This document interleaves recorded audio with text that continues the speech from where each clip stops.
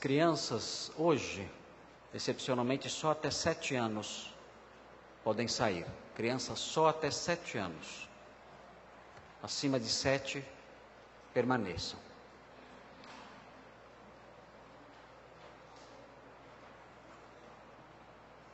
Irmãos, nós prosseguimos nas nossas exposições relacionadas à vida após a morte, sobre o céu, a vida após a morte para o crente. Estamos falando sobre esse assunto, já falamos em 4 ocasiões, quatro sermões foram já expostos sobre esse tema. E agora vamos iniciar o estudo desse texto, que é muito conhecido, que também fala sobre o futuro dos crentes, incluindo os crentes mortos. 1 Tessalonicenses 4, 13 a 18. É um texto clássico sobre o arrebatamento da igreja, a ressurreição e arrebatamento. Eu quero apontar para os irmãos aqui, nesse texto, algumas verdades ligadas a esse tema, que é importante que os irmãos conheçam pelas razões que eu vou enumerar também. Antes, é importante que os irmãos saibam que as 2 cartas de Paulo aos Tessalonicenses estão entre as primeiras cartas do apóstolo Paulo. O apóstolo Paulo esteve em Tessalônica na Macedônia, a parte norte, ao norte da Grécia. Ele esteve em Tessalônica entre os anos 49 e 52, na sua segunda viagem missionária.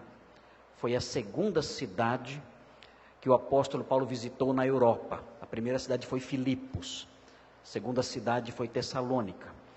E o episódio da visita, que abrange a visita do apóstolo Paulo em Tessalônica, está registrado em Atos, no capítulo 17. Os irmãos podem ler em casa depois, Atos 17, de 1 a 10, ou se quiserem dar sequência à leitura até o versículo 15, mostrando também alguns desdobramentos da sua visita lá. Mas o apóstolo Paulo esteve em Tessalônica e ele quando visitou a cidade, ele com seus companheiros enfrentaram alguns conflitos com a sinagoga, alguns conflitos com os judeus. E os judeus tumultuaram a cidade, de maneira que o apóstolo Paulo não pôde permanecer lá por muito tempo. De acordo com Atos 17, 2, nós podemos deduzir que o apóstolo Paulo permaneceu na cidade de Tessalônica mais ou menos umas 3 semanas, talvez um pouquinho mais. E por causa desses conflitos e das perseguições, ele teve que se retirar e fugir para a cidade de Bereia. E em Bereia ele encontrou uma acolhida melhor, porque os cidadãos bereanos eram de uma índole melhor do que os cidadãos de Tessalônica, e avaliaram melhor aquilo que o apóstolo Paulo ensinava, comparando aquilo que ele dizia com as escrituras, para ver se as coisas eram realmente daquele modo. Mas ele teve que sair de lá também, porque os judeus de Tessalônica tumultuaram também a cidade de Bereia. Foram até Bereia, tumultuaram ali o trabalho dos missionários e tiveram que fugir. O apóstolo Paulo então foi para Atenas, e ali de Atenas ele estava com Timóteo, e ele enviou Timóteo de volta para Tessalônica, porque ficou muito preocupado porque os crentes de Tessalônica eram crentes que ainda estavam iniciando a vida cristã. Eram crentes que tinham 1 mês de convertidos, talvez um pouquinho mais, talvez até menos, não sabemos ao certo se os 3 sábados que são mencionados em Atos 17:2 abrangem a totalidade do período que Paulo esteve lá. Mas o máximo que aqueles crentes tinham de convertido em Tessalônica era em torno de 1 mês de convertidos. O apóstolo Paulo os deixou lá por força das circunstâncias e foi a Bereia, e de Bereia foi até Atenas, e lá em Atenas ele não tinha sossego no seu coração, preocupado com os crentes de Tessalônica, que ficaram orfanados da sua presença e da sua influência numa fase tão inicial da sua vida cristã. O apóstolo Paulo então enviou Timóteo para lá, para trazer um relatório, para fortalecer os irmãos ali e trazer um relatório sobre a fé dos Tessalonicenses para o apóstolo Paulo, para que Paulo ficasse mais tranquilo.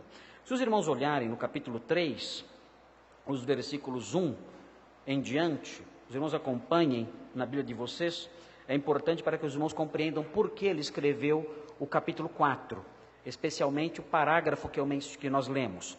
1 Tessalonicenses 3 nos dá alguns indícios do motivo dele ter escrito o capítulo 4, versículos 13 a 18. Vejam o que ele diz aqui no versículo 1.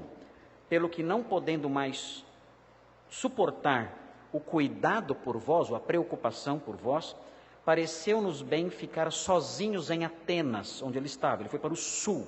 Atenas fica no sul da Grécia. E enviamos nosso irmão Timóteo, ministro de Deus no Evangelho de Cristo, para, em benefício da vossa fé, confirmar-vos e exortar-vos, a fim de que ninguém se inquiete com estas tribulações, as tribulações que ele tinha enfrentado em Atos 17, que aqueles crentes certamente estavam enfrentando também. Porque vós mesmos sabeis que estamos designados para isto, pois quando ainda estávamos convosco, predissemos que íamos ser afligidos, o que de fato aconteceu e é do vosso conhecimento. Mais uma vez, esses fatos a que ele alude, mais uma vez, gravem isso, estão registrados em Atos 17. Foi por isso que, já não sendo possível continuar esperando, mandei indagar o estado da vossa fé, temendo que o tentador vos provasse e se tornasse inútil o nosso labor. Agora, porém, vejam o que vem agora aqui. Agora, porém, com o regresso de Timóteo vindo do vosso meio. Então, quando o apóstolo Paulo escreveu a primeira carta aos Tessalonicenses, ele já tinha enviado Timóteo até Tessalônica. Timóteo já tinha verificado o estado de coisas ali, já tinha verificado a situação dos Tessalonicenses, se eles tinham apostatado por causa das pressões ou não. Já tinha recebido já as suas impressões, formado as suas impressões sobre aquela igreja nascente e já tinha voltado para Paulo. Então, por causa disso, é possível que Paulo, quando encontrou com Timóteo novamente, não estava mais em Atenas, porque ele ficou um breve tempo em Atenas, para dar tempo dele ir até, para Timóteo ir até Tessalônica, tomar pé da situação e voltar. É possível que Paulo não estivesse mais em Atenas, mas estivesse numa cidade próxima, que é a cidade de Corinto. O livro de Atos mostra que depois que Paulo saiu de Atenas, ele foi para Corinto. Então é possível que ele encontrou Timóteo e, tendo encontrado Timóteo, estando em Corinto, escreveu a primeira carta aos Tessalonicenses de Corinto. Ok? É importante, então, a situação que Paulo estava vivendo e o lugar onde ele estava, para entendermos melhor a carta. Certamente Paulo estava em Corinto quando escreveu essa carta. E a outra também, porque a outra é bem próxima da primeira. Há quem diga, inclusive, que a segunda é a primeira. E a primeira é a segunda. Há quem tenha essas teorias aí, porque elas são muito próximas. Ok? Então vejam. Agora, porém, com o regresso de Timóteo, vindo do vosso meio, trazendo-nos boas notícias da vossa fé e do vosso amor, e ainda de que sempre guardais grata lembrança de nós, desejando muito ver-nos, como aliás também nós a vós outros. Sim, irmãos, por isso fomos consolados acerca de vós pela vossa fé, apesar de todas as privações e tribulação, porque agora vivemos, se é que estáis firmados, ou já que estáis firmados no Senhor. Então, o apóstolo Paulo então está escrevendo a sua carta aliviado. Então, se há cartas de Paulo em que ele escreve irritado, preocupado, nervoso, como é o caso da carta aos Gálatas, como é o caso da carta primeiro aos Coríntios, como é o caso da carta aos Colossenses, esta carta de Paulo não, é uma carta diferente. É a carta de um pastor aliviado, que estava muito preocupado com as suas ovelhinhas recém-nascidas. E agora então escreve essa carta tranquilo, coração leve, suspirando, contente, feliz, porque as suas preocupações estavam sanadas. Muito bem. Olhando então para o capítulo 4, nós vemos que o apóstolo Paulo, no versículo 13 do capítulo 4, insere... João, você pode desligar esse ventilador para mim, por favor? Obrigado. O apóstolo Paulo insere no versículo 13, nessa altura da carta, ele insere um tema que parece deslocado da carta toda. Ele diz: não queremos, porém, irmãos, que sejais ignorantes com respeito aos que dormem. Mas os textos anteriores, o que é dito anteriormente, não tem uma relação direta com esse assunto.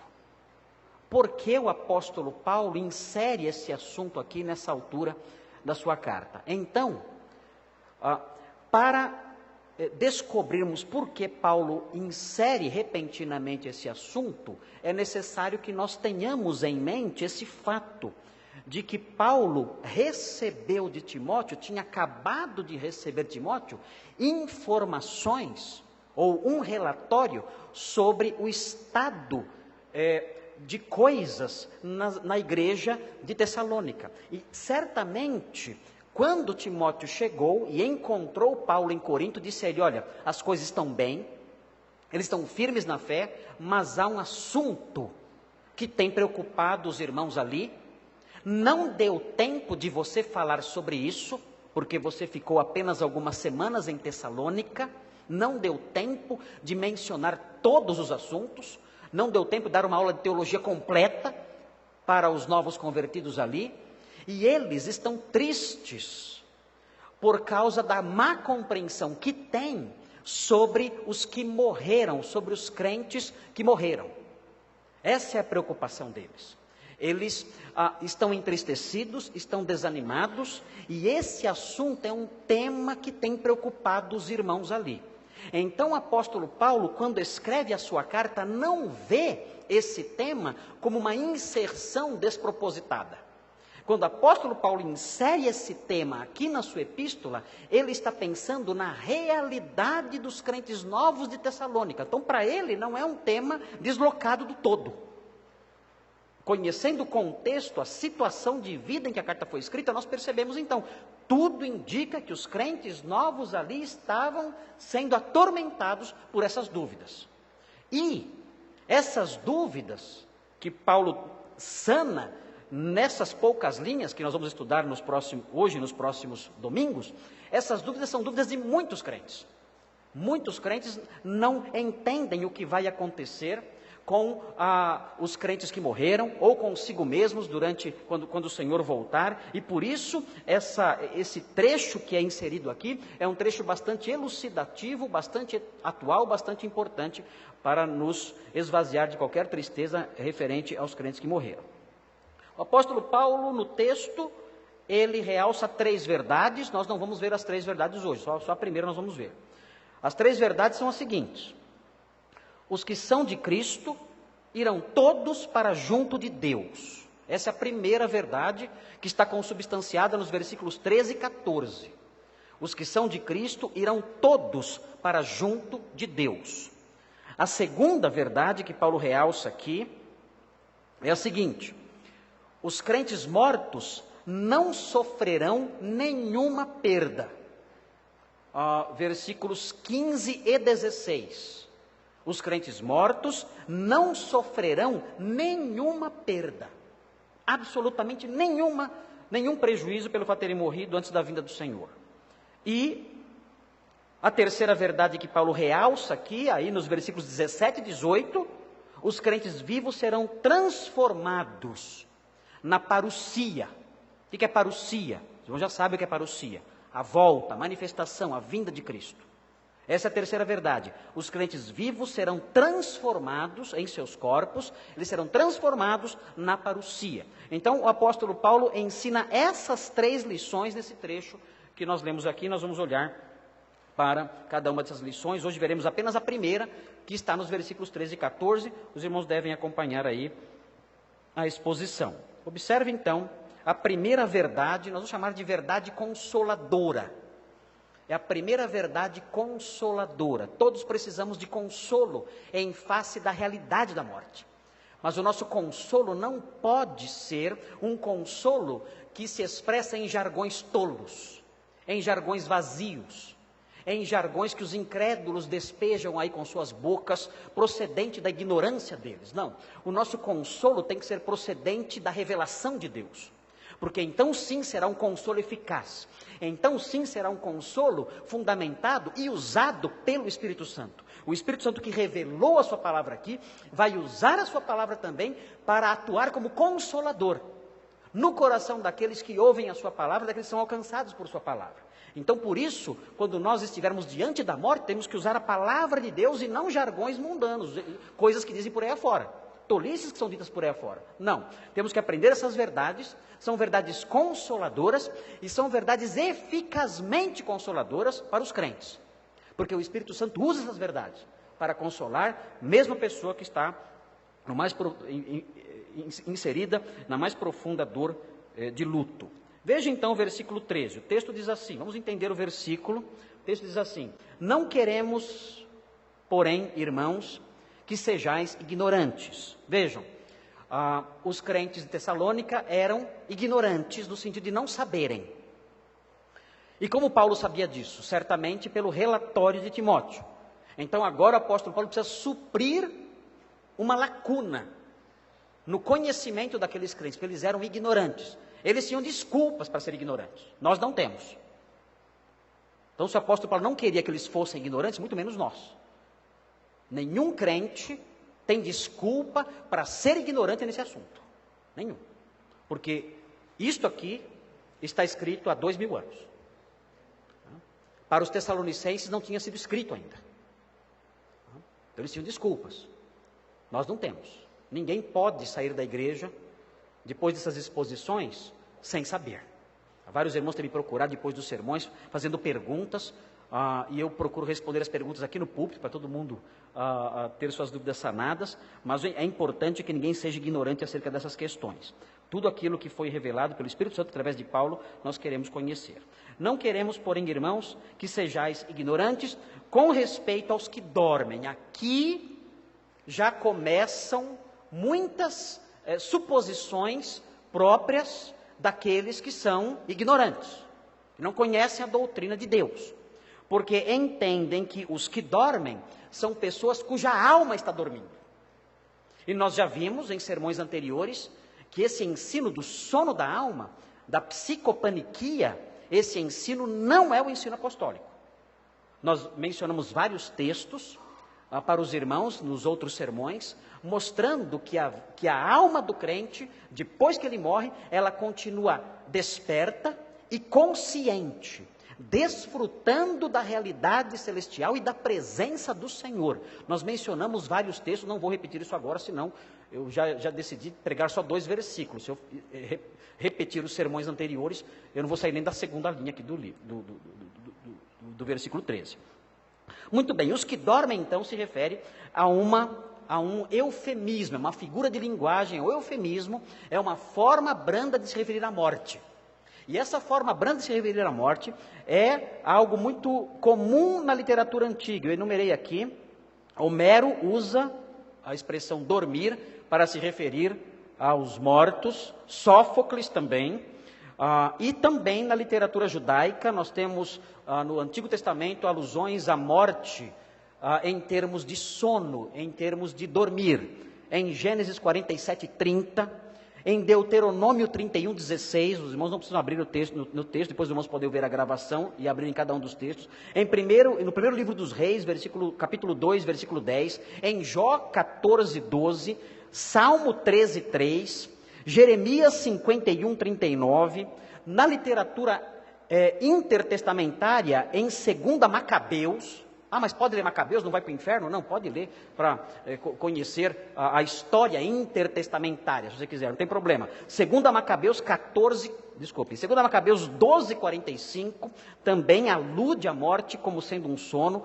No Novo Testamento, João 11:11-13, Jesus usa a expressão dormir para se referir à morte de Lázaro. Atos 13:36, quando é dito que Davi dormiu com seus pais. 1 Coríntios 11:30, quando Paulo fala que muitos em Corinto dormiam.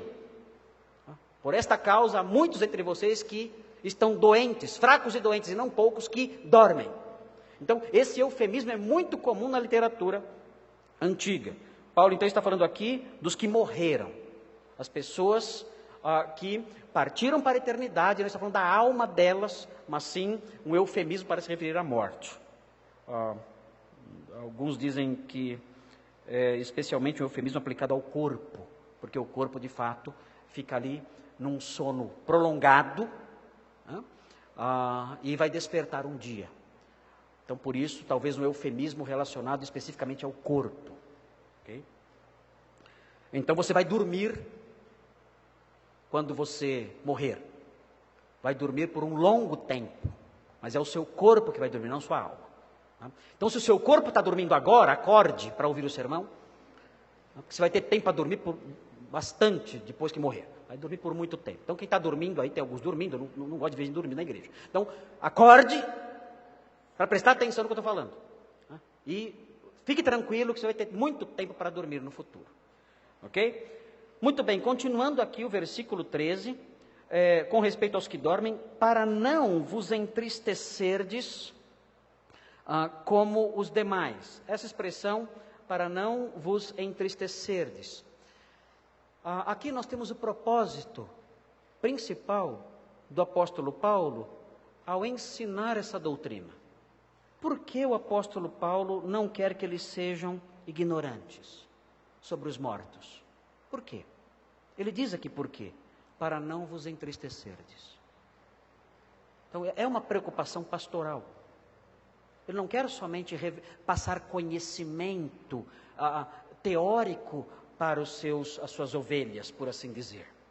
Ele quer pastoreá-las. Ele está preocupado com o coração delas. Ele não quer que elas se entristeçam. Fala, o que eu vou dizer para vocês, o que eu vou ensinar para vocês, é para que vocês não vivam tristes. Porque se nós tivermos uma noção errada sobre a morte, isso pode gerar tristeza. Na antiguidade, o mundo dos mortos era considerado um mundo tenebroso, um mundo nebuloso, um mundo frio, um mundo triste. A pessoa que morria, ela entrava para regiões sombrias. Eu mencionei já para vocês o que está escrito na lápide, no mausoléu do imperador Adriano em Roma. Está escrito ali, pequena alma terna, flutuante. Lembra que eu mencionei isso para vocês num sermão? Num desses sermões anteriores? Pequena alma terna, flutuante, hóspede e companheira do meu corpo. Descerás aos lugares frios, úmidos e nus, onde terás de renunciar às alegrias de outrora. Era tristeza, era a visão triste da morte. E os pagãos tinham essa visão triste da morte. E por causa disso, estavam com essas preocupações. Eram pagãos recém-convertidos. Alguns, claro, da igreja tinham vindo do judaísmo e tinham suas dúvidas também acerca dos mortos, relacionados a outros problemas que vamos mencionar depois. Mas havia essa concepção de que a morte representava algo ruim, em algum sentido, quer para o pagão, quer para o judeu. E eles, convertidos agora, tinham que aprender lições novas, as verdades apostólicas, para se livrarem dessas tristezas. Nós, que vivemos hoje, no século 21, nós temos também concepções, enfrentamos concepções que estão presentes na mente dos homens que os entristecem. A concepção dominante nos dias modernos é o existencialismo materialista. O existencialismo materialista, que é o que domina a maior parte do pensamento do homem contemporâneo, diz o seguinte... E tranquilo que ninguém morreu não, é só uma bombinha só. O existencialismo materialista diz o seguinte, quando o homem morre, ele simplesmente apodrece. Essa é a expectativa do homem contemporâneo, da maior parte das pessoas. Quando o homem morre, ele simplesmente apodrece. Então você vê o seu irmão na fé, o seu ente querido, que morreu e não há esperança nenhuma de revê-lo, porque ele simplesmente vai apodrecer, nada além disso. E essa é uma situação desesperadora, essa é uma situação que gera tristeza, essa é uma situação que gera angústia, porque o homem sem Deus, ele vê assim a morte e ele se entristece, então, em demasia. Ele se entristece além daquilo que os crentes experimentam, porque ele não tem esperança. E essa falta de esperança decorre da sua ignorância acerca da morte e de outros fatores que vamos ver depois. O texto diz: para não vos entristecerdes como os demais. Há aqui uma divisão da humanidade. Existe aqui, no começo do versículo, a expressão irmãos. E depois vem uma outra expressão, a expressão demais. A humanidade está dividida nesse versículo. Há os irmãos e há os demais. É importante você saber a qual dos grupos você pertence. Se você pertence aos irmãos ou se você pertence aos demais. Porque a esperança de que o texto fala aqui pertence aos irmãos, não pertence aos demais. O Novo Testamento não fala sobre os irmãos, os cristãos e outras religiões, não. Ele coloca todos os outros no mesmo saco, para usar uma expressão popular. São os crentes e os demais. É assim que se divide a humanidade. Esses demais podem estar envolvidos nas suas diversas formas de pensar e crer, mas são tidos na Escritura apenas como os demais. Então é importante, já no início do estudo dessa passagem, identificar a que grupo você pertence. Tanto você que está aqui hoje, neste salão de cultos, ouvindo a mensagem, como aqueles que estão ouvindo em casa, ou aqueles que ouvirão depois. A humanidade é assim dividida, os irmãos e os demais. Os irmãos podem ter esperança e não precisam se entristecer ao ponto do desespero. Os demais, o texto diz, não têm esperança. O texto diz, os demais que não têm esperança. Agora, notem bem, quando o apóstolo Paulo fala que os demais não têm esperança, ele não está simplesmente falando de um sentimento interior deles. Não é só isso. Ele não está somente dizendo, olha, os demais, eles, por não conhecerem a realidade, eles não nutrem nenhum sinal, nenhuma chama de esperança no coração. Isso é verdade, mas não é só disso que ele está falando. Ele está dizendo que eles não têm esperança, e não há esperança para eles. Eles não têm esperança, e não há esperança para eles. Por que não há esperança para eles? Porque a ira de Deus está sobre essas pessoas.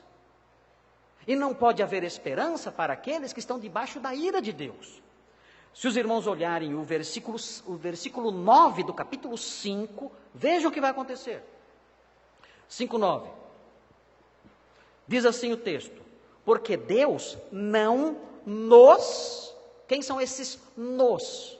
São os irmãos ou os demais? Esse nos são os irmãos. O texto diz, porque Deus não nos destinou para a ira, mas para alcançar a salvação mediante nosso Senhor Jesus Cristo. Isso se aplica aos irmãos. Agora, se você olhar esse versículo e aplicá-lo aos demais, o que aguarda os demais? O texto diz, o texto pode ser lido de modo a entender o que aguarda os demais, porque Deus não nos destinou para a ira está reservada para os demais. Veja o capítulo 1, no versículo 10. 1:10. E para guardardes dos céus, 1:10. E para guardardes dos céus o seu Filho, a quem ele ressuscitou dentre os mortos, Jesus, que nos livra. Quem é esse nos? Ele nos livra da ira vindoura. Quem é esse nos? São os irmãos ou os demais? São os irmãos. E os demais? Os demais não serão livres, não ficarão livres da ira vindoura. Então, quando o apóstolo Paulo diz que os demais não têm esperança, isso significa, inclusive, que não há esperança para eles, que eles estão destinados para a ira. Como se livrar disso? O apóstolo Paulo explica como se livrar disso em Romanos 5:1. Portanto, agora nenhuma condenação há para os que estão em Cristo Jesus. Aqueles que creem em Cristo Jesus são inseridos na igreja dele, no aprisco dele. Para essas pessoas não há nenhuma condenação. Existe paz com Deus. Romanos 5 menciona isso, Romanos 8:1 menciona isso, Romanos 5:1 menciona isso. Existe paz com Deus. Justificados, pois, mediante a fé, diz Romanos 5:1, temos paz com Deus. O homem que crê, ele se livra da ira vindoura. Ele deixa de pertencer aos demais. Ele passa a pertencer aos irmãos. Então ele passa a ter paz com Deus e passa a ter esperança. Então, o versículo 13 divide os homens e mostra que os cristãos, eles devem conhecer as verdades acerca da escatologia individual, as verdades acerca da ressurreição, as verdades acerca do arrebatamento da igreja que serão expostas a seguir, e eles devem conhecer essas verdades para que eles não se entristeçam da mesma forma como o outro grupo se entristece, os demais. Estes, não há esperança para eles. Enquanto alguém pertencer ao grupo dos demais, não haverá esperança para essa pessoa.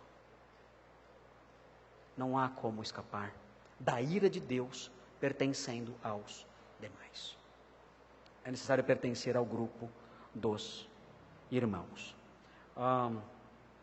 Os crentes de Tessalônica, eles talvez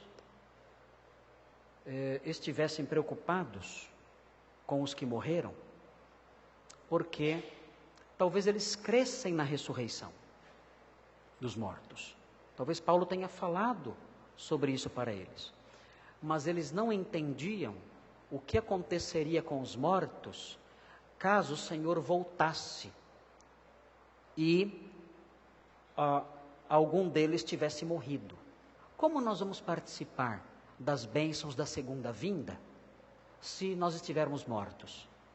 E os que morrerem entre nós, como vão participar das bênçãos da segunda vinda? Na visão dos judeus, o arrebatamento tinha acontecido só com vivos. Quem no Antigo Testamento foi arrebatado? Enoque. Quem mais? Elias. Nenhum morto foi arrebatado no Antigo Testamento. Então o conceito de arrebatamento para os judeus era um conceito ligado somente a pessoas vivas. Pessoas mortas não. Então eles pensavam, os crentes ressuscitam. E aí? Eles não vão subir, vão ficar aqui? E se eles ficarem aqui, há uma ira por vir. Eles vão experimentar essa ira, eles não vão ser abençoados pelos benefícios que a segunda vinda vai trazer. Essa era também uma preocupação deles. Por isso o apóstolo Paulo fala não somente da ressurreição, mas também dizendo, olha, os crentes que estiverem mortos quando o Senhor voltar, não somente ressuscitarão, mas também subirão aos céus juntamente conosco. Por isso o apóstolo Paulo corrige esse pensamento, porque eles imaginavam que a ressurreição não seria seguida pelo arrebatamento. A ressurreição seria seguida apenas pela ira de Deus, que viria, como o apóstolo Paulo menciona no capítulo 5, versículo 9. Muito bem, vamos então olhar agora o versículo 14. O texto diz assim: nós não devemos nos entristecer como os demais, que não têm esperança, pois, se cremos que Jesus morreu e ressuscitou, essa expressão, se cremos, ela não é uma expressão que implica dúvida. Na nossa língua, no português, sempre que nós usamos o se, a ideia que vem à mente é algum grau de dúvida. Se cremos, pode ser que não creiamos. Mas a construção grega presente aqui não permite esse entendimento. A construção grega presente aqui, usada aqui pelo apóstolo Paulo, deve ser lida da seguinte forma: pois, já que cremos que Jesus morreu e ressuscitou. É assim que deve ser a leitura aqui desse texto. É um se que não tem nenhum grau de dúvida. Eu já vi alguns sermões usando aquele diálogo de Jesus com Satanás, em que Satanás, na tentação, fala assim para Jesus: se és o Filho de Deus, então... E aí então o pregador fala assim: está vendo? O diabo questiona se a gente é filho de Deus. De fato, o diabo faz isso, só que não foi isso que ele fez nesse texto. Quando o diabo disse, se és filho de Deus, o diabo estava dizendo, já que você... Ele não estava colocando em dúvida o fato de Jesus ser filho de Deus. Ele estava reafirmando isso. Já que você é filho de Deus, então... E aí ele prossegue com a sua tentação. Aqui acontece a mesma coisa, a mesma construção. Já que cremos que... E aí vem uma afirmação credal. O que é uma afirmação credal? É uma afirmação de um credo. O que é um credo? Credo é uma declaração de fé. Na igreja primitiva existiam declarações de fé. Nós não temos acesso a nenhuma declaração de fé completa, ao que tudo indica. Mas nós temos no Novo Testamento citações de declarações de fé. Essas declarações eram importantes na antiguidade para distinguir o cristianismo de outras religiões. E posteriormente se tornaram ainda mais importantes quando começaram a surgir supostas facções cristãs, que não tinham nada de cristianismo. Então os credos se tornaram mais importantes ainda. Nós temos um credo específico. As igrejas geralmente escrevem um credo, para se distinguirem, para que nós possamos olhar para esse credo e distinguir aquela igreja das outras igrejas que há por aí, ou de seitas que há por aí. Então, esse costume é antigo, e tudo indica que o que vem agora aqui é uma citação credal, é uma afirmação credal. O texto diz, se cremos que Jesus morreu e ressuscitou, essa é a afirmação credal. Jesus morreu e ressuscitou. O que isso tem a ver com a esperança e com o fim da tristeza? Bom, em primeiro lugar, isso distingue os irmãos dos demais. Os demais não creem que Jesus morreu e ressuscitou. Os irmãos creem que Jesus morreu e ressuscitou. E de que modo esse credo serve para nos esvaziar da tristeza e da falta de esperança? O que esse credo tem que ver com o fim da tristeza e com o fim da falta de esperança? Simples.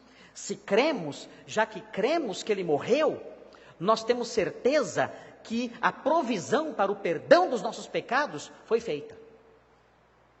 Eu deveria morrer pelos meus pecados. O salário do pecado é a morte. Quem pecou? Eu. Quem deve morrer? Eu devo morrer. Mas Cristo morreu pelos nossos pecados. Então, se eu antes vivia entristecido, sem esperança, agora que eu creio que Jesus morreu, eu posso ter alegria e esperança, porque o preço do meu pecado, a pena do meu pecado foi sofrida por um substituto perfeito. E mais, esse fim de tristeza e esse fim de esperança está relacionado também ao fato de que ele ressuscitou. Se ele ressuscitou, eu sei que seguindo os caminhos dele e trilhando no rumo dele, eu também viverei. Porque ele próprio disse, porque eu vivo, vós também vivereis. A prova da minha ressurreição é a ressurreição dele. Cristo é as primícias. E se ele ressuscitou e eu participo da sua vida, eu também ressuscitarei um dia. Se Ele me dá a sua vida, se Ele me concede a sua vida e Ele ressuscitou, eu também participarei dessa vida dele, dessa vida ressurreta. Por isso esse credo está relacionado ao fim da tristeza e ao fim do desespero. Como deixar de lado, como vencer a tristeza e o desespero diante da morte? Simples, eu preciso de um credo. Eu preciso de um credo. Há um credo que me livra da tristeza e do desespero. E qual é esse credo? É uma linha apenas, algumas palavrinhas apenas, 3 palavrinhas só. Jesus morreu e ressuscitou. Esse é o credo. E esse credo faz com que o meu coração seja esvaziado da tristeza em face da morte, da falta de esperança diante da morte. Se você não adota esse credo, não há como escapar da tristeza e do desespero. E o texto prossegue. Se cremos que Jesus morreu e ressuscitou, assim também Deus, mediante Jesus, notem essa expressão, mediante Jesus. O que Deus vai fazer, o que Ele vai mencionar agora, acerca dos mortos, Ele vai fazer mediante Jesus. Agora, a explicação do que Ele vai fazer mediante Jesus está no versículo 15 e 16. O versículo 15 e o versículo 16 mostram o que Deus vai fazer mediante Jesus. Mas nós vamos estudar isso só no próximo domingo, não hoje. O texto diz que haverá um comando, dada a sua palavra de ordem. O Senhor Jesus dará uma palavra de ordem, por isso que é mediante Jesus. Ele dirá algo para que os mortos ressuscitem, como Ele fez com Lázaro. Ele vai chamar os mortos, Ele vai dar uma palavra de ordem, e então os mortos ressuscitarão. Por isso é mediante Jesus, mas nós veremos isso no próximo sermão, quando falarmos sobre os versículos 15 a 18. O texto diz, assim também Deus, mediante Jesus, trará em sua companhia os que dormem. E aqui é importante entender o que esse texto está dizendo. O que significa trará em sua companhia os que dormem? A primeira impressão que nós temos quando lemos o versículo é que Deus, quando Jesus voltar, as almas que estão no céu, Deus vai trazer em sua companhia. Então Ele virá e trará em sua companhia os que dormem, e essas almas vão se encontrar com o corpo, um grande abraço, prazer em rever você depois de tanto tempo, e vão se reencontrar, e vai haver uma grande festa, e os mortos vão ressuscitar. Não. Não é isso que o texto está dizendo aqui. Quando o texto diz que Deus, através de Jesus, trará em sua companhia os que dormem, esse texto deve ser lido assim, prestem atenção.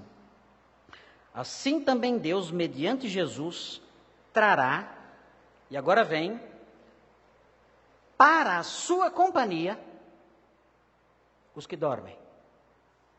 Perceberam a diferença? Perceberam a diferença? Ele não vai trazer em sua companhia as almas dos mortos, não é isso. Como vai acontecer a ressurreição e essa reunião da alma com o corpo novamente? O texto não fala. O texto não fala como isso vai acontecer.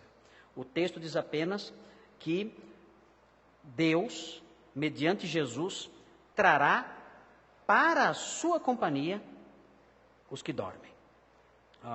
Se os irmãos olharem o versículo 17, os irmãos verão a ênfase nisso. O texto diz, depois nós os vivos, os que ficarmos, seremos arrebatados juntamente com eles, com os mortos, entre nuvens para o encontro do Senhor nos ares, e assim estaremos para sempre com o Senhor.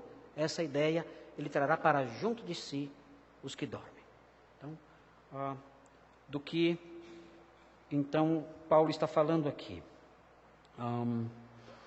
Paulo está dizendo que os crentes ressurretos, e depois ele vai inserir também aqui os crentes vivos no dia da volta do Senhor, esses crentes serão levados para o céu, ressuscitados, e os crentes vivos transformados. Então vamos ficar aqui.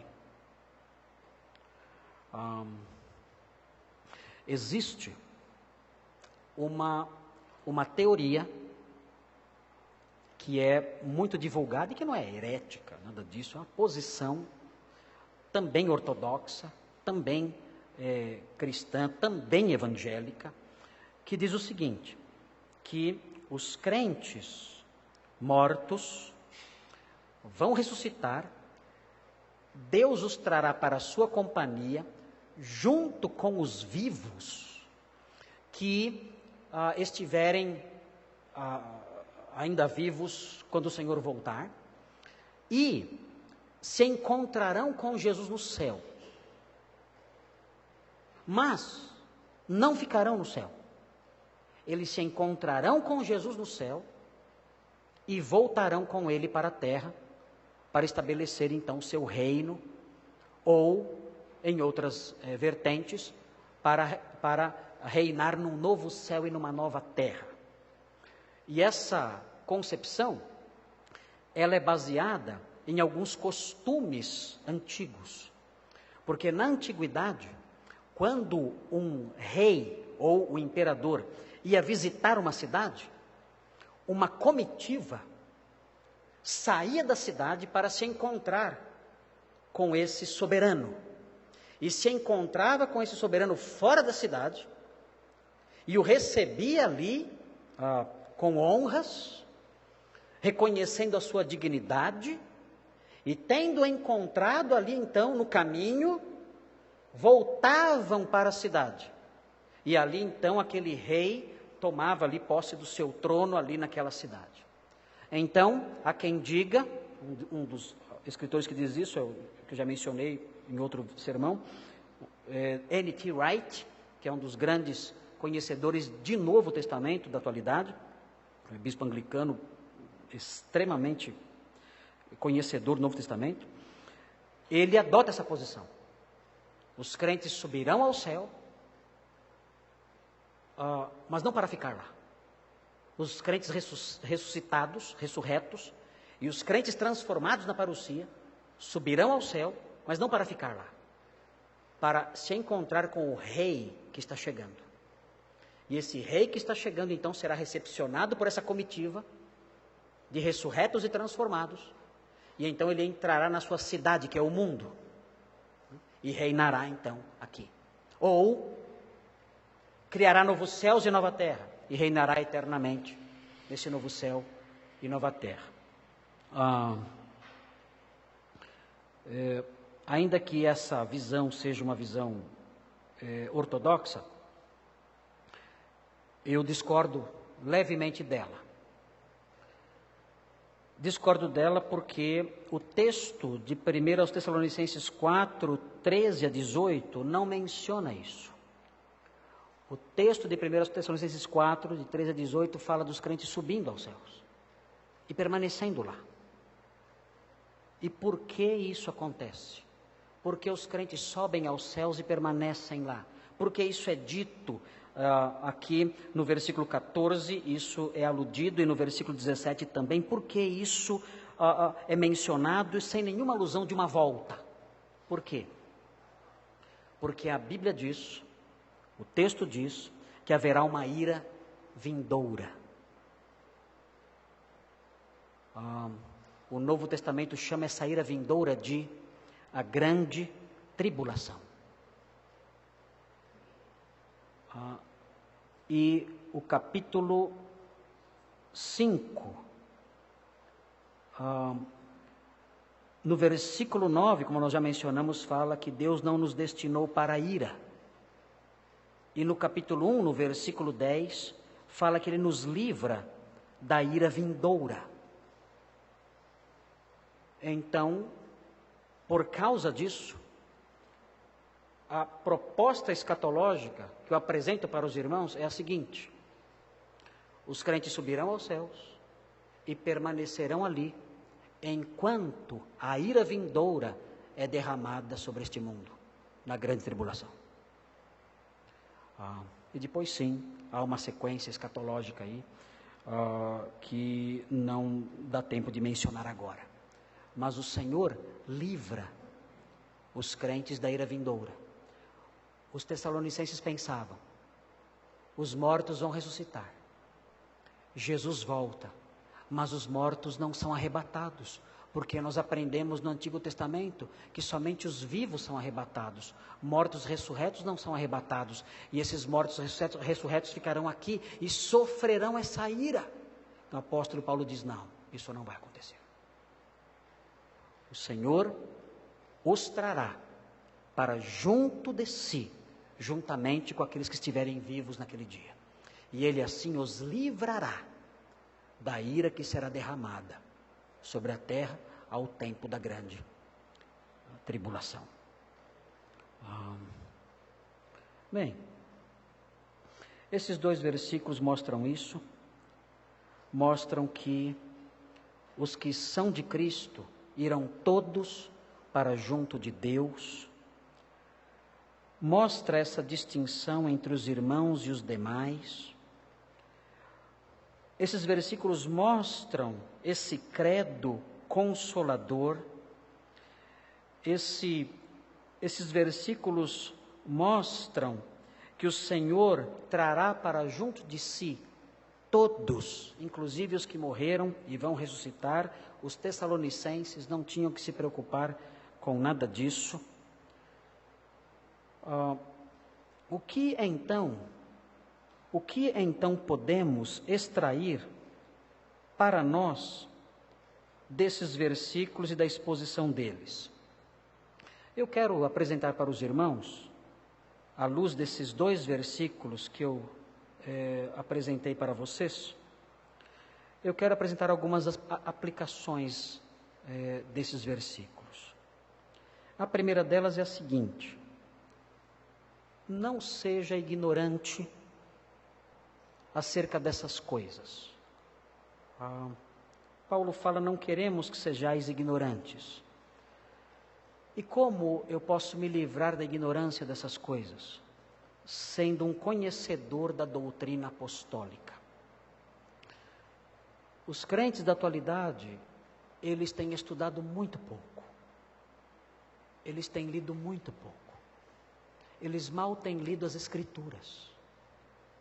E isso faz com que eles se tornem presas muito fáceis da mentira, do engano, se tornem crentes ignorantes, perguntando coisas infantis, porque sequer a Bíblia eles estão lendo. Então é importante que nós não sejamos ignorantes à luz daquilo que nos foi revelado. É importante que os irmãos leiam essas coisas, conheçam essas coisas, adquiram livros acerca dessas coisas e cresçam no conhecimento disso, para que cresçam também na sua capacidade de consolar os outros. Uma outra aplicação importante aqui: não se deixe levar pelas noções dos demais que existem hoje. Os demais que existem hoje têm seus pensamentos sobre a vida após a morte, se é que tem alguma consideração sobre isso. E muitas vezes o crente se deixa levar por isso. E mundanismo implica, entre outras coisas, pensar como o mundo pensa. O que é o crente mundano? Muitos pensam que o crente mundano é a pessoa, é o crente que usa brinco. Ele é crente, vai no cinema. Então ele é crente mundano. Na realidade, quando nós estudamos a essência do mundanismo nas Escrituras, nós aprendemos que o mundanismo consiste de pensar como o mundo pensa. Se há algum pensamento na sua cabeça que é próprio do incrédulo, então isso faz de você um crente mundano. Então, se você tem pensamentos na sua cabeça acerca da vida após a morte, ou acerca de qualquer outro assunto que não são pensamentos bíblicos, que são pensamentos aprendidos na nossa cultura, intuições da nossa cultura, então você é um crente mundano. Você pode dar de terno e gravata, nunca colocar um brinco da orelha, nunca pisar num cinema. Você continua sendo um crente mundano. Porque o seu pensamento não se ajusta ao pensamento da Escritura, mas sim a pensamentos de pessoas que rodeiam você. E isso é ser mundano. Então, não se deixe levar pelas noções do mundo. Conheça a verdade, abrace a verdade, estude a verdade e rejeite os pensamentos do mundo, como o apóstolo Paulo queria que acontecesse com os Tessalonicenses. Outro fator importante, e essa parte é uma parte que eu reconheço que é uma parte difícil. Mas em face da morte de um crente querido, decida prosseguir, munido dessas verdades, sem deixar que a tristeza esmague você. O incrédulo tem razões para se desesperar. O incrédulo tem razões para entrar em pânico e cair num poço de angústia, de desespero, que ele não tem elementos para se levantar. Mas nós, especialmente diante da morte de um crente querido, nós temos condições de prosseguir. Há alguns anos atrás eu fui a Fortaleza e eu conheci um casal de missionários americanos e nós fomos almoçar juntos. E eu perguntei, na ocasião a Simone estava comigo. É muito difícil a Simone me acompanhar nas viagens, porque por causa das meninas, algum adulto tem que ficar com as meninas. Mas dessa vez a Simone foi.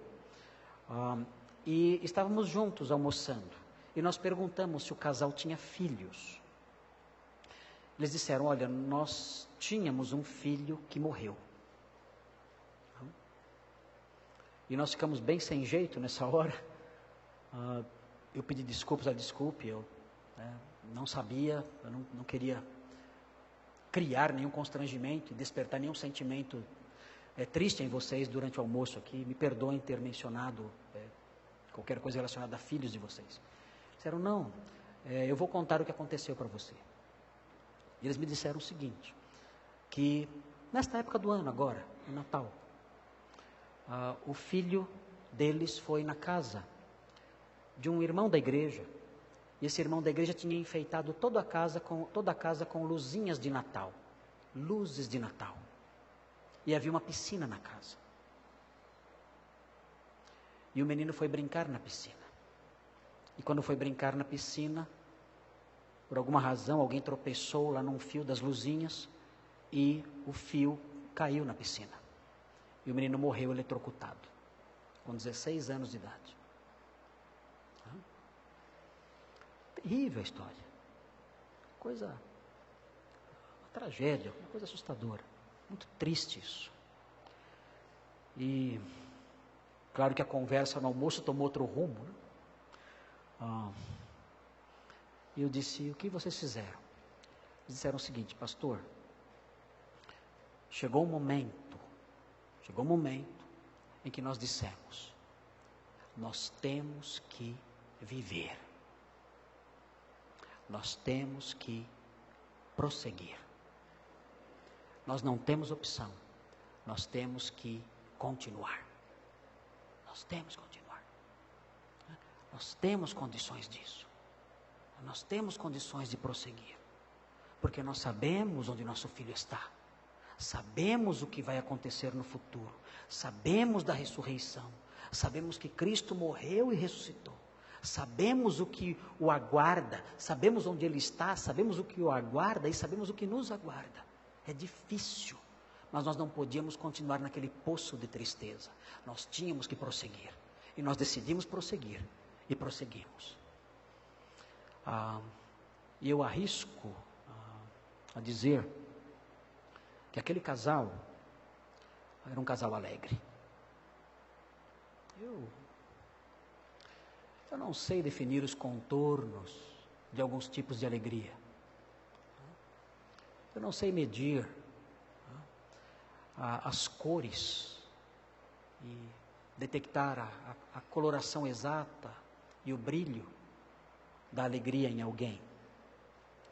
Mas aquele casal, desde o momento que eu conheci, até o dia final ali, em que eu estive em Fortaleza, aquele casal sempre mostrou alegria, sempre.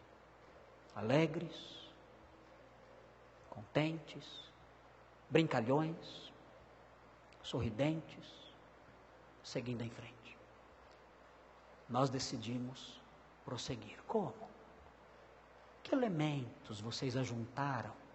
O que vocês colocaram na mochila do seu coração para essa jornada, sem esse menino? Como vocês abasteceram, né, o cantil de vocês para prosseguir nessa jornada ao longo desse deserto tão triste? Eles disseram: nós temos esperança. Cristo morreu e ressuscitou. Nós sabemos onde nosso filho está e sabemos para onde estamos indo. Nós não precisamos nos entristecer como os demais que não têm esperança. Então nós decidimos prosseguir e temos prosseguido. Uma outra aplicação. O texto diz que os incrédulos, os demais, não têm esperança. Isso coloca os incrédulos numa situação muito triste. Isso deve despertar nossa misericórdia em relação aos incrédulos. Às vezes nós olhamos para os incrédulos e nós os criticamos. Nós criticamos o seu estilo de vida, que merece críticas. Nós criticamos o seu vocabulário, que merece críticas. Nós criticamos sua postura, que merece críticas. Nós criticamos seus valores, que merecem críticas. Mas nós nos esquecemos que essas pessoas são pessoas sem esperança. São pessoas que sofrem e que dentro delas bate um coração gelado. Dentro delas bate um coração triste, sombrio. O interior delas é como um cemitério numa noite chuvosa. Eles não têm esperança, não têm alegria real. Então nós temos que olhar para essas pessoas e ter misericórdia delas. Então quando olhamos um texto como esse, que fala que os incrédulos não têm esperança, isso deve fazer com que nós nos aproximemos deles e os convidemos para que participem da nossa paz. E os convidemos para que participem da nossa esperança. Nós temos pão. Eles padecem de fome, comendo lixo. E nós temos o pão puro de Cristo. Nós podemos oferecer isso a eles. Podemos nos aproximar deles e dizer: olha, aquilo que pode matar a sua fome, aquilo que pode aquecer o seu coração enregelado, eu tenho. Eis aqui. Coma, beba, se aqueça. Eu não posso olhar para o mundo ao meu redor e apenas me defender dele e atacá-lo. Eu não posso olhar para o mundo ao meu redor e apenas criticar a sua incredulidade, o seu comportamento sujo e imoral. Eu não posso fazer somente isso, ainda que isso tenha o seu lugar em alguns momentos. Eu devo olhar para essas pessoas como pessoas sem esperança e oferecer a eles a paz com Deus mediante o Evangelho. E a última aplicação que eu quero apontar, decorrente desses dois versículos, é a seguinte: ensine isso a outros irmãos que não sabem. Ensine isso a outros irmãos que não sabem, porque há muitos irmãos que se entristecem, como os demais, porque são ignorantes. Aproxime-se então dos seus irmãos, você que tem parentes, amigos crentes, que desconhecem essas coisas. Você percebe que eles desconhecem essas coisas, são cristãos ignorantes, são cristãos desinformados sobre isso, têm conceitos errados, noções absurdas, e por isso dizem coisas absurdas, pensam coisas absurdas, sentem coisas absurdas, não conseguem lidar com a morte porque não têm conhecimento. ensine essas coisas aos seus irmãos. O texto diz no final: consolai-vos uns aos outros com essas palavras. Consolem-se uns aos outros com essas palavras. Eu não posso consolar um incrédulo com essas palavras. Não há como. Eu me lembro quando faleceu uma nossa irmã aqui na igreja, a irmã Geni, mãe da Érica Nivardo, uma irmã muito querida, muitos anos aqui na igreja. Ela faleceu e o seu culto fúnebre foi aqui no nosso salão social. E dezenas de irmãos estiveram aqui presentes no culto fúnebre. E eu dirigi uma palavra de consolo aos crentes. E no final, quando eu terminei o sermão, eu disse uma palavrinha que assustou todo mundo. Eu disse o seguinte: essas são as palavras de consolo que eu tenho a dizer a todos os crentes em Cristo que estão aqui. Se você não é crente em Cristo, eu não tenho nenhuma palavra de consolo para você. Nenhuma. Para você, não há consolo. E parei de falar. É terrível isso? É terrível. Alguns irmãos me procuraram: pastor, como é que você falou aquilo? Eu falei: desculpe. O que eu ia dizer? O que eu ia dizer para o incrédulo? Que palavra de consolo eu iria dizer para o incrédulo? Você vai encontrá-la um dia? É isso que eu ia dizer para ele? Ela está olhando por você lá do céu? Eu ia dizer essa tolice para ele? Não, claro que não.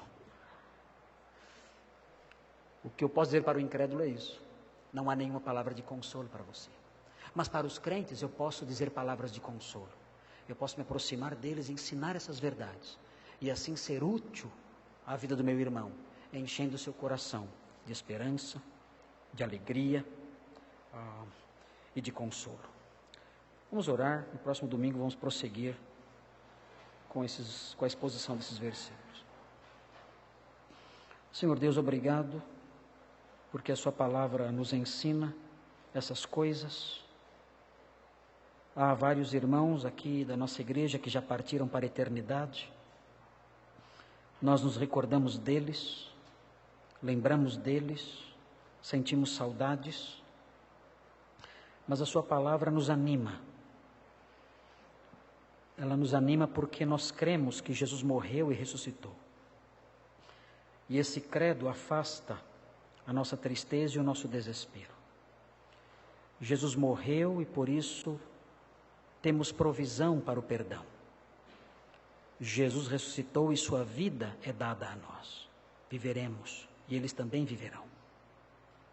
E não somente isso, a sua palavra diz que o Senhor, mediante Jesus, levará para junto de si os que dormem. E não somente os que dormem, mas todos aqueles que estiverem vivos por ocasião da sua vinda. E nós agradecemos porque essas coisas também afastam do nosso coração a tristeza e o desespero. O mundo não tem nenhuma esperança.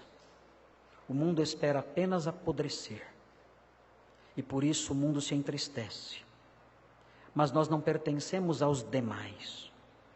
Nós somos o povo consolado. Somos o povo consolado pela sua revelação. Somos o povo consolado pelo seu Espírito, que nos deu a consolação.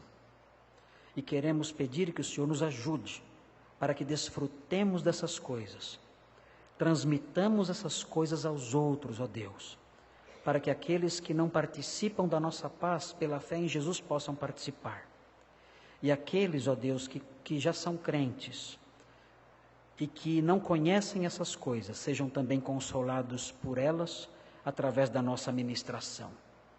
Nós pedimos essas bênçãos, pedimos que o Senhor ajude os enlutados, ajude aqueles irmãos que estão aqui hoje e que sentem saudade dos seus entes queridos, que partiram para junto do Senhor, crentes que eram, que o Senhor continue a consolá-los com essas palavras que lemos aqui nessa epístola maravilhosa. Nós pedimos isso em nome de Jesus. Amém.